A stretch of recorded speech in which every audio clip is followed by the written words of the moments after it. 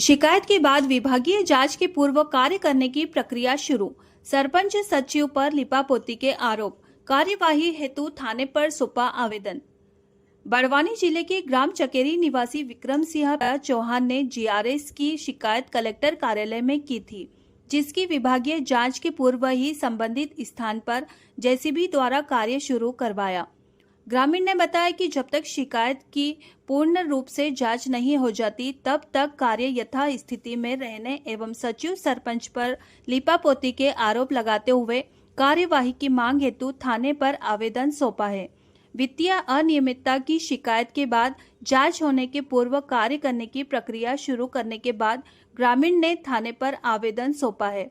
उल्लेखनीय है कि संबंधित जीआरएस के विरुद्ध कलेक्टर कार्यालय में जन सुनवाई के दौरान वित्तीय अनियमितता एवं निर्माण कार्यों की राशि के दुरुपयोग के आरोप लगाए थे। विक्रम सिंह चौहान, आज किस लिए आप आवेदन दिया है? जो मैंने 22/7/2025 को कलेक्टर कार्यालय में आवेदन दिया था फेवर ब्लॉक के संबंध में, जिसकी जांच होना बाकी और रोजगार सहायक द्वारा फर्जी बिल भुगतान किया था। तो उसके संबंध में क्या है कि उसके पास एक फोन पाना आया, जिन्हें तत्काल फर्जी तरीके से मतलब पैसे निकाल लिए थे। तो उसका आज काम कर रहा था जेसीबी से, वो भी जबकि मजदूरों से काम होना चाहिए। 2 साल हो गए पैसे निकाले हुए, काम आप जगह है प्रशासन, तो बिना जांच किए, बिना किसी जांच अधिकारी का आए हुए इसने काम किस आधार पर लगाया। इसकी मैंने फिर शिकायत 100 नंबर की, 100 नंबर पुलिस आई, उन्होंने फिर काम रुकवाया, वो फिर चले गए, काम करने वाले भग गए, सचिव भग गए। 10-12 साल हो गए सचिव को चकेरी पंचायत में रहते हुए।